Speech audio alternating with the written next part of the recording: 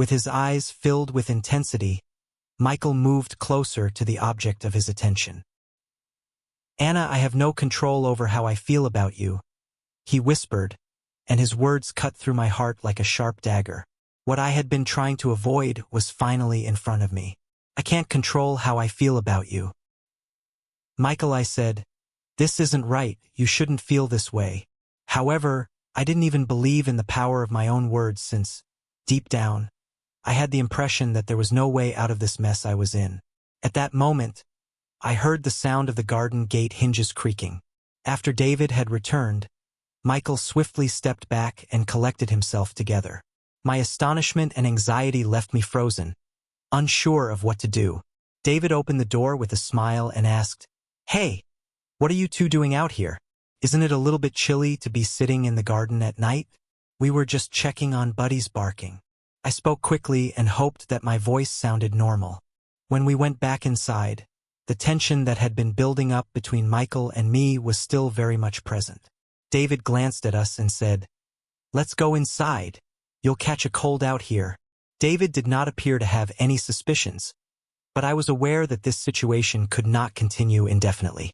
Either I needed to put an end to the tension that existed between Michael and me, or David had left for a business trip out of town.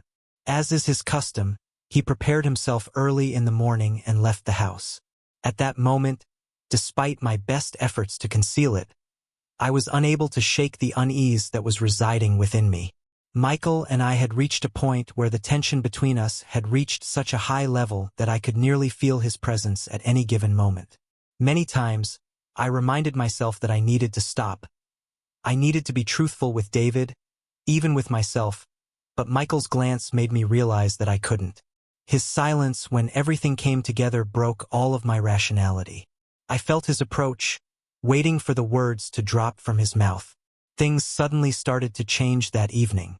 Michael and I were alone in the kitchen. I decided to utter a few words, but my tongue was tied. I was unable to say anything. When Michael looked at me, it was obvious that he wanted to get closer to me, but we still shouldn't have chosen this path. Right? What would we say to David? We couldn't keep this a secret forever. However, at that very moment, I realized that everything could change and that these secrets could eventually bring us together. "Anna, I'm sensing something," Michael remarked with a slight tremor in his voice.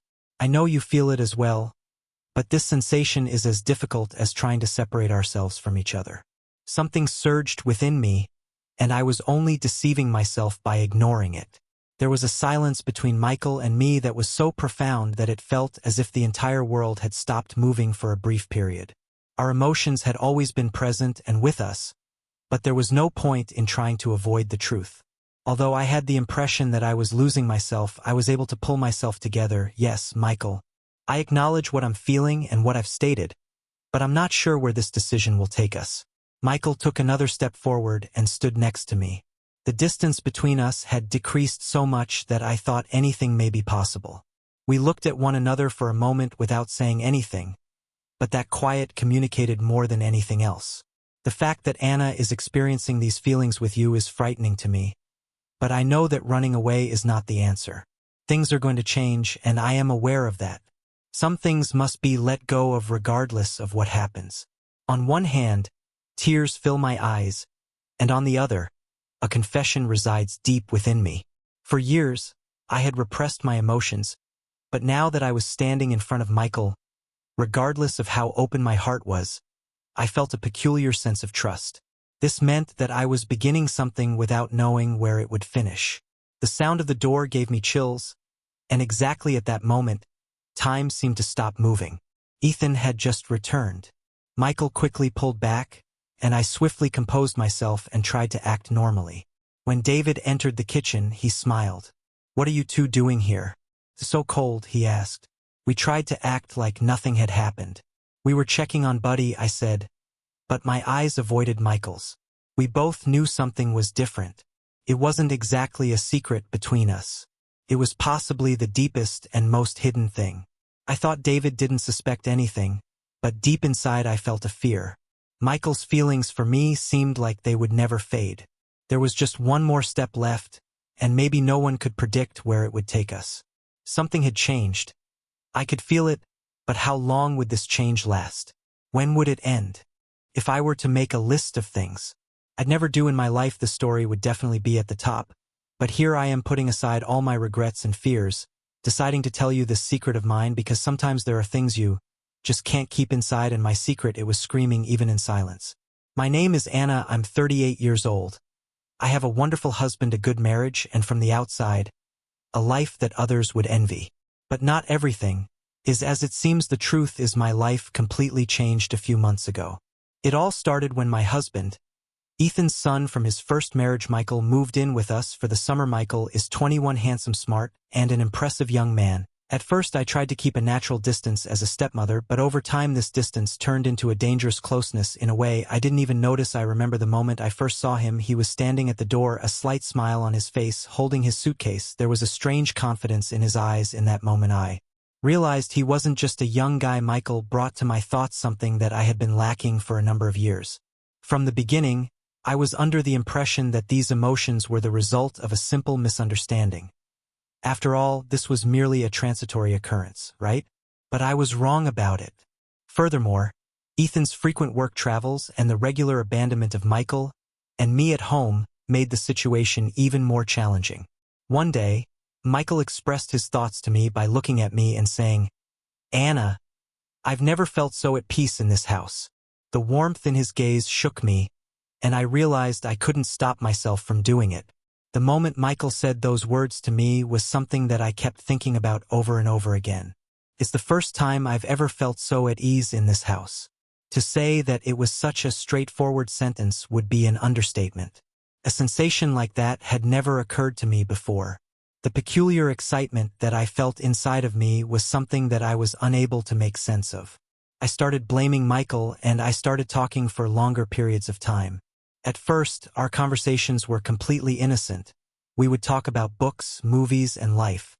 However, as time went on, our conversations became more intimate and personal.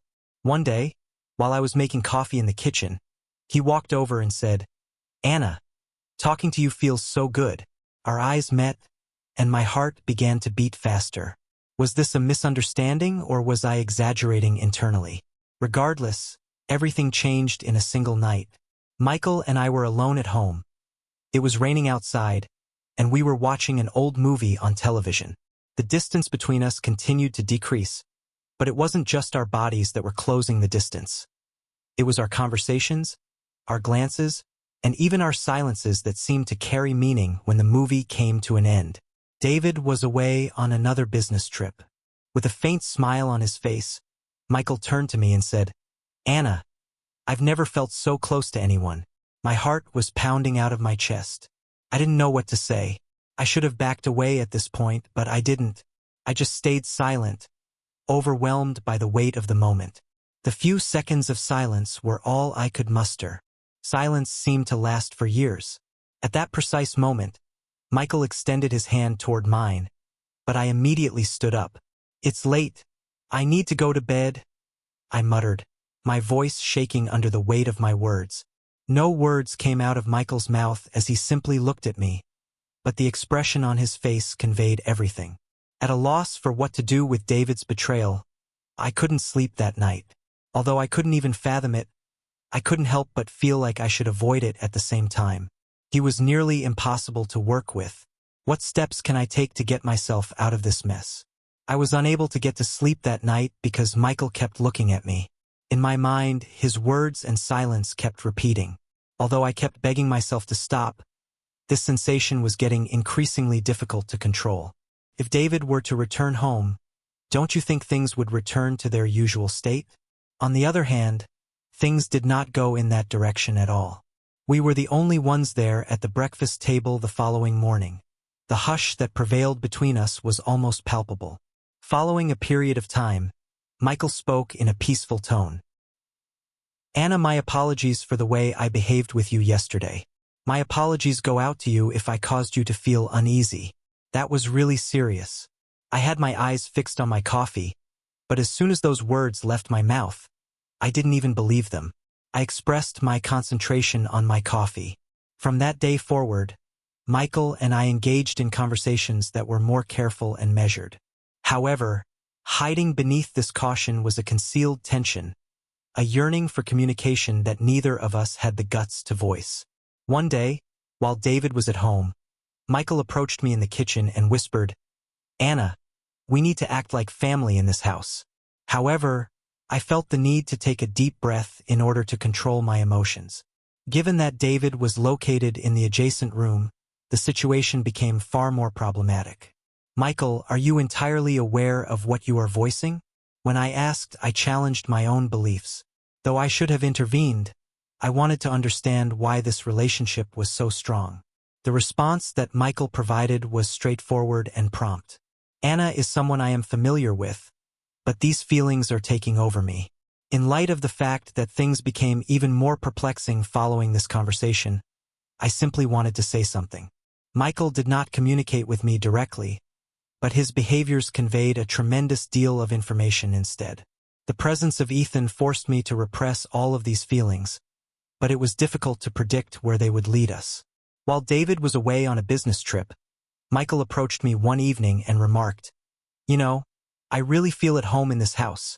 David was leaving on his trip. There was a sense of purity in his comments, but at the same time, they had a deeper significance. What he did with these thoughts fascinated and frightened me.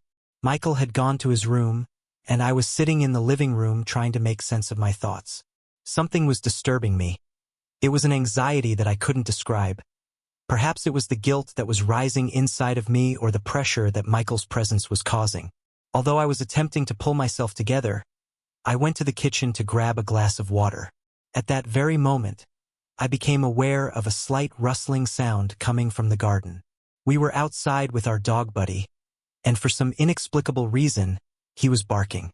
In general, he was a placid dog, but tonight he appeared to be struggling with something that was bothering him. When I walked outside to investigate what was going on, I first adjusted Buddy's leash and then attempted to calm him down. However, at that very moment, I became aware of someone following me. Michael was there when I turned around and spotted him. "Why are you out here, Anna? What are you doing?" he asked, his tone calm but obviously curious. Buddy was barking at something, and I was checking on him. He was asking me this question. In response, I was unable to conceal the... Additionally, the moment he talked, everything became much more convoluted than it already was.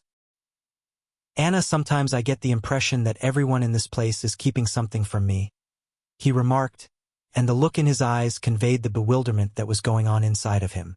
"What do you mean?" Michael, even though I was terrified of hearing the response, I asked since I attempt to disregard certain things. Michael said, "Looking away from me, but sometimes the things you see can change you." At that very moment, my heart almost stopped beating. Was Michael implying that he had seen something, or had he just sensed something?